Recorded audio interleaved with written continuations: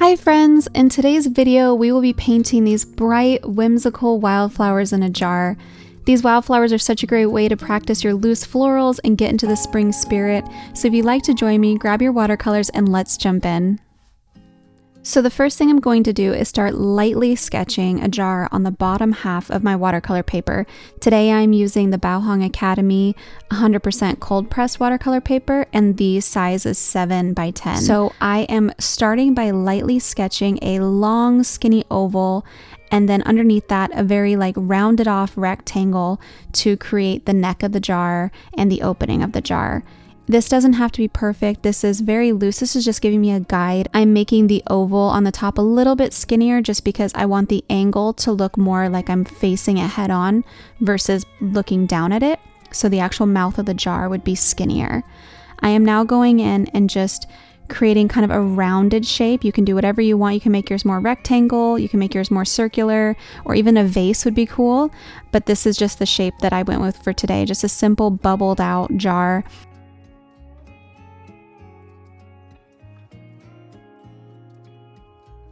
And then I'm creating just a very wide arch at the bottom to give you the illusion of a bottom to it, if that makes any sense. I am now going in and just lightly sketching in some threads to the jar, and I went in with my my kneaded eraser and lightened up the pencil even more. Today I'm going to be using my silver black velvet watercolor brush in size 8. It is a round brush and it is a mix of synthetic and squirrel hair, so I really like the level of softness and light snap that I get with it. It gives me very organic edges and an appearance to my paintings, which I like. I'm starting by just mixing the pink that's already in my pan. It's kind of a pale warm pink. I don't want to go in with too much color, and I'm starting with my first flowers kind of in the center but a little up higher, just so I have some extra room. And I am creating some scrubbed loose edges to them. I'm laying my brush on its side and kind of drawing it out, and then taking the tip of my brush that is very pointed and creating kind of frayed edges with it. I am then going in with a little bit darker of a color. I believe I went in with a little bit of Quinacridone rose to the center to give it some depth. And I'm mixing in a little bit of my Quinacridone coral, which is a new color for me. I had been recommended it by some subscribers, and I finally went and bought it, and I'm so glad I did because it is a great companion for florals. I'm now going in and I'm doing that same thing where, well, for this one I'm kind of pointing it, but for most of the petals on these little pink flowers, I'm laying my brush sideways and kind of pushing out, and then at the very ends of it, lifting up my brush and creating more of a point.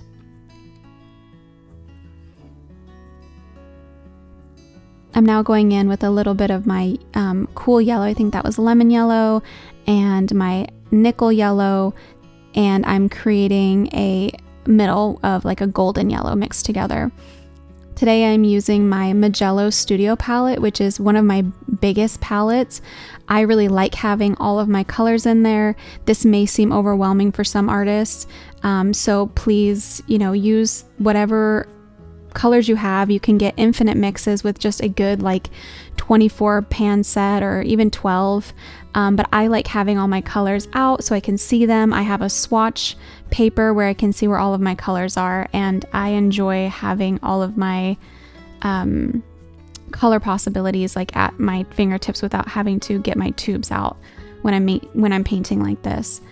I am now taking a little bit of green gold, and I think I mixed it with some sap green, and I'm creating very skinny stems with this one.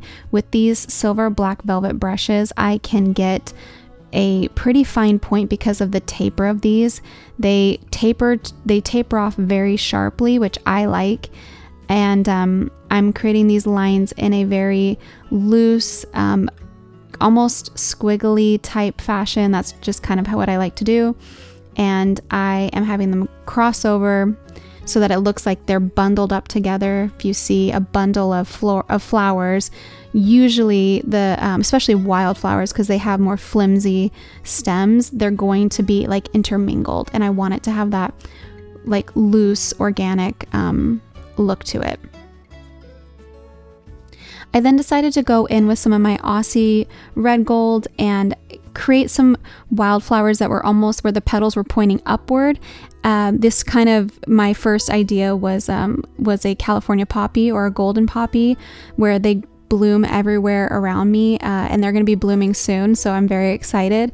But when they're first starting to bloom, the petals tend to point upwards before they open all the way up, and so that's kind of what I wanted to create here. So I'm just taking some really warm yellows and oranges and kind of just creating some petals that face upward. I then took some of my Perylene Green and mixed it with my Sap Green and my Hooker's Green and my yellow gold green, and I'm just creating my own mixtures of green colors because I want there to be a good variation. I'm adding a couple leaves to it, nothing particular, just trying to find little gaps where I can throw in some leaves. I am now taking my transparent orange, my Winsor Newton transparent orange, which is one of my only oranges and my favorite one, and I'm making the center again a little bit darker.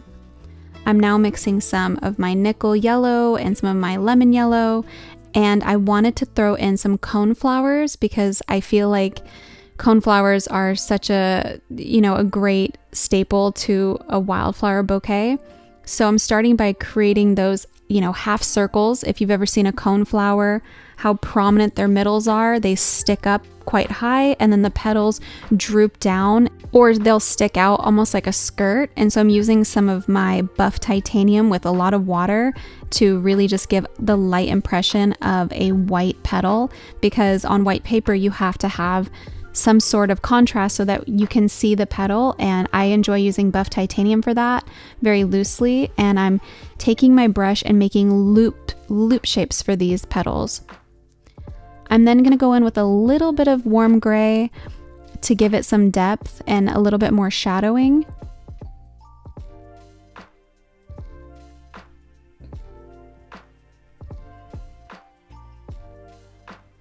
I'm going to go ahead and throw another cone flower just above them. I find with florals and bouquets, creating an uneven amount of flowers when they're clustered together like that gives a more organic look to it. If you have a perfectly even amount of flowers, sometimes it can just look a little too perfect and then a little too unnatural, if that makes sense. Again, I'm doing just some little loops. You can draw just some little lines out if you have a brush with more of a rounded edge. I'm taking some of my yellow green. It's like a spring green. I've had it forever. I don't remember what maker it is. And I mixed it with some of my green gold because I want these to have a really light, springy stem to them. Greens are very simple to make. You can, take blues and yellows and have an infinite variation of greens, I find. I like having a lot of convenience greens, but certainly you can make so many variations of greens with just a couple colors. Even throwing some red in there to give it more of an earthy green color, more of a brownish green color. But it's important to create interest. You don't want to have all of your stems, all of your leaves to be the exact same color. And the great thing about watercolor is even if you only have a few colors, you can use different levels of water to give different transparency and opacity, which will then give enough interest and contrast to create the look of diversity within your bouquet. I just went in and added a little bit more gray to, again, give some shadow and depth to those cone flowers. I wanted to add some purple in here, so I'm going to throw in some, I believe they're called lupins. They're the ones that look kind of similar to foxglove.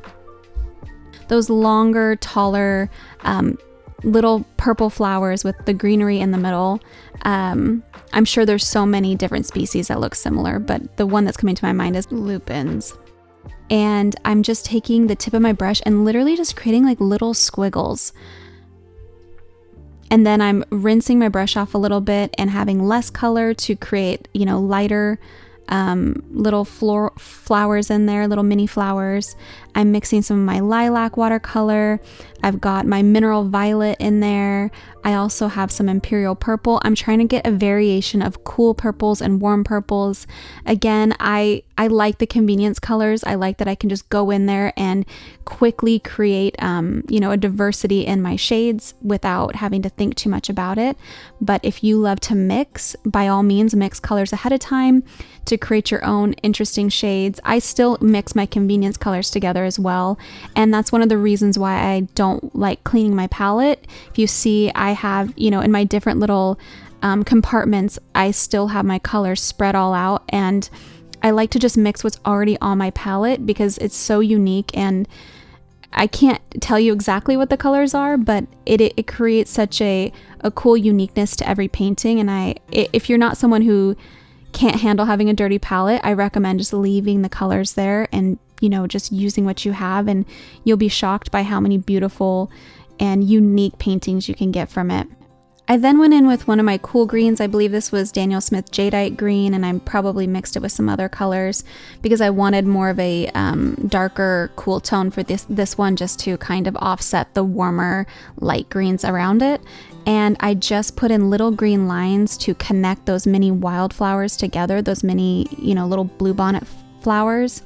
And I'm just creating more stems that I'm having overlap and intersect to, again, give that bundled look to them. Now that those other stems are dried, I'm adding just another little layer of detail. I'm mixing some brown in there to give some of these stems an earthier color. Kind of just letting my intuition take the wheel and see where I need to add some detail and interest. I'm then taking some of my Aussie Red Gold, and I am creating more of those golden poppy flowers. I don't know if that's actually what they are. That's just, with wildflowers, you can create all sorts of petal shapes, and it doesn't really matter. We know these are flowers, unless you're trying to create a specific flower, which I'd be happy to do tutorials on. This is just a bundle of, it could be a million different flowers out in the wild, but I wanted to add some orange in there on this side to kind of balance off the orange on the other side of the bouquet. I'm now going in with my Perylene Green and creating a stem for this one as well. I like to have gaps in my stem sometimes, and I like to just have a lot of movement, especially with my florals. I'm creating some petals by taking the tip of my brush at the stem, and I'm pushing down, and then I'm lifting up shortly after. If you continue to drag your brush out before lifting up, you'll get a longer petal, a longer, skinnier petal. Whereas if you lay your brush down and then shortly lift up, you'll get a fatter, obviously shorter petal. I'm just going in and adding some depth to those yellow flowers. And I'm mixing some of my cool yellows, and I am creating some cone flowers over on this side for some balance. Again, these are just like little half circles or half ovals even, because they are quite cone shaped, as the name suggests. I'm grabbing some more of my buff titanium and some of my warm gray. I'm trying to find a place to mix it where it won't be tainted too much, and over where I have it on my palette, there was already so many browns, I didn't want it to get muddy. And I'm creating those, loop shapes for these petals. They remind me of like skirts.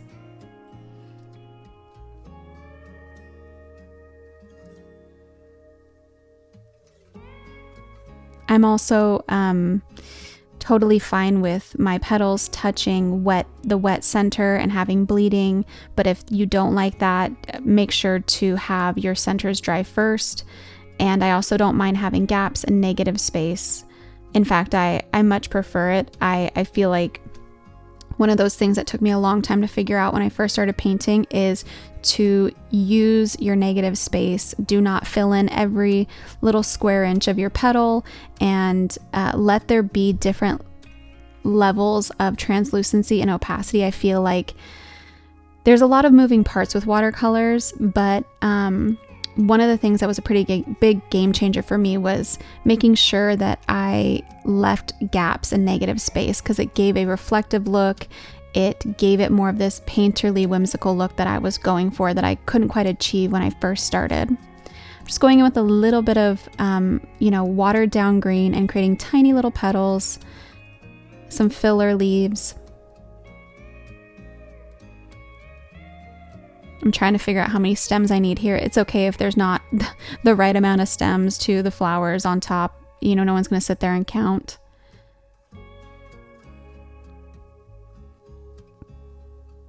Adding a little bit of dimension to those leaves as well, but just creating a little line of more opaque paint on them. And then going in with my nickel yellow, which is kind of like on the cusp of warm yellow and green gold. It's not a necessary color. You can definitely mix it using a little bit of green with one of your warm yellows, but I like having it. I like the level of transparency that that particular paint has on its own. I'm then going in and just kind of creating the tops of some more of those pink flowers because I didn't like that there was only pink right there in the middle. I want, it to have an organic look, and a lot of that is looking around at your painting and saying, okay, what looks off here? What's out of place? What do I need to fill in? And striking that balance between, not having it look too perfect, but also not overdoing it. Like, for example, I was thinking about adding some more flowers right next to those middle pink ones off to the right. And I thought, instead I'm just going to take some of my green and create some long skinny leaves or pieces of grass instead of continuing to add flowers, because I didn't want the bouquet to be too perfectly rounded. So instead I just decided to add some leaves into that negative space there off to the right of my bouquet.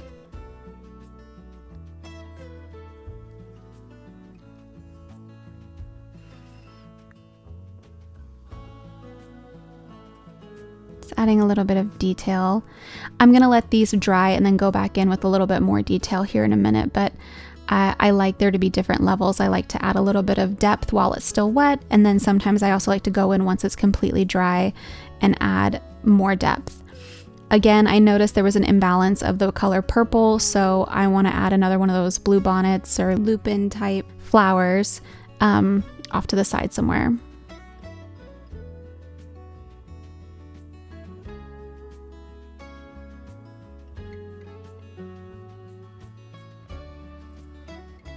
Again, I'm just taking the tip of my brush and creating these like little squiggles. I don't know another word to call them besides squiggles. I'm now going back in with more of that cool green mixed with some of my sap green to fill in those flowers.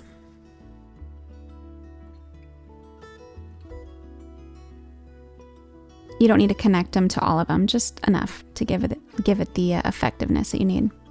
I'm now going in with some little branches or twigs or really skinny leaf filler greens. I mixed some of my, I believe it was raw sienna, with the green that I had on my palette to give it a more brownish earthy color. And with the tip of my brush, I'm just very lightly going in and creating these tiny branches. The goal here when you're creating a bouquet is to not only have a variation of colors and shapes of flowers, but also with a variation of greens and fillers. And you want some that are fatter, some that are darker colored, some that are skinnier and different lengths. I then let that dry and I went in with some of my nickel yellow. You can go in with a warm yellow or even a green gold or whatever you have. And I'm adding the little dots to my coneflower middles. And then I went in with a little bit of my warm gray and just lightly added some shading again, because once watercolors dry, they lighten up a lot. And I want there to still be a little bit of dimension. I've said this before in previous videos, but using 100% cotton paper makes the blending and the lifting and all of these other things when you're working on it so much easier. I know that it's a little bit pricier than, cellulose paper and some of the more affordable papers on the market, but for me, the ease that I can use it at is just, it's worth the extra price for the paper. Again, this is a Bauhong Academy, and for the quality and all the different papers I've tried, I feel like it's a really good balance of price and quality. I just went in and just added some more leaves, and I'm going to go in and add a little bit more detail to the petals of these middle flowers. I feel like a lot of that was lost once they were dry. I just removed some of that color from my brush and want to blend it out. And you can see with this 100% cotton paper, blending is very easy. I don't want to blend it out so much that it loses its detail, but just enough to not give it super harsh lines.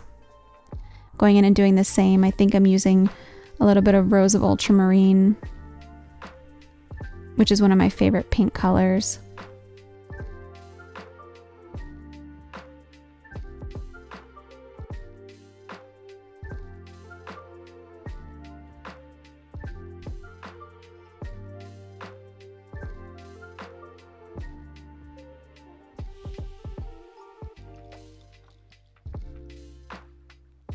I'm now going in and just dotting a little bit of that warm yellow in the center of those pink flowers. And then I'm going in and creating some line details on my leaves. I didn't want there to be a huge difference in opacity from the first layer to the second layer, but enough just to create detail. I'm now going in and just adding some water to the pale blue that's already on my palette. It's kind of a warm blue, but use whichever blue you want. And I'm just gently going around the edge of my jar. I'm not completely outlining it. I'm just giving it a little bit of depth because it's a glass jar and glass has a lot of reflection. So the blue parts are just the parts that are not being reflected. And once you overdo it, it can be hard to undo it. But also with 100% cotton paper, you can always lift some of that color. But I like the look of like a highly reflective surface. So I'm just going in and adding a light wash of this blue. You don't want to go in too hard. You can always add more later. And I'm outlining some of the jar, but not all of it. And your eye will know what it is. I have found when I'm painting glass jars, sometimes less is more. And I'm lightly going around the edge of the mouth and giving that a little bit of detail.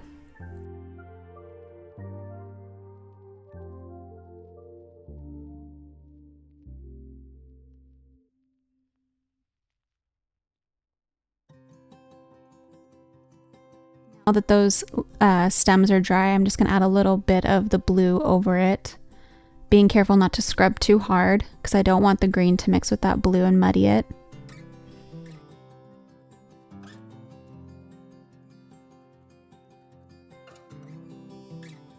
I'm going to go over those leaves so that those stems so that you can tell that they're inside the jar and they don't have the appearance of sitting on top of the jar.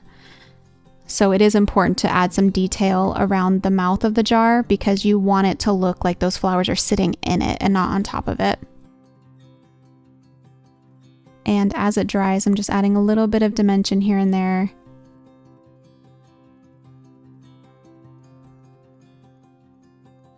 I like there to be a lot of empty space with the glass jar, again, because I want it to look like there's light reflecting off of it. And for the final details, I'm just adding some more blue to the back end of that opening and filling in with a little bit more color. I'm being very cautious and deliberate with where I'm adding my blue.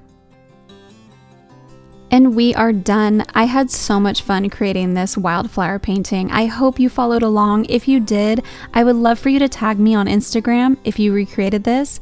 If you like this tutorial, please give me a like and a follow. I would love for you to comment in the comments below what else you'd want to see from me. Thank you again so much for watching, and until next time, I will see all of you guys later. Bye!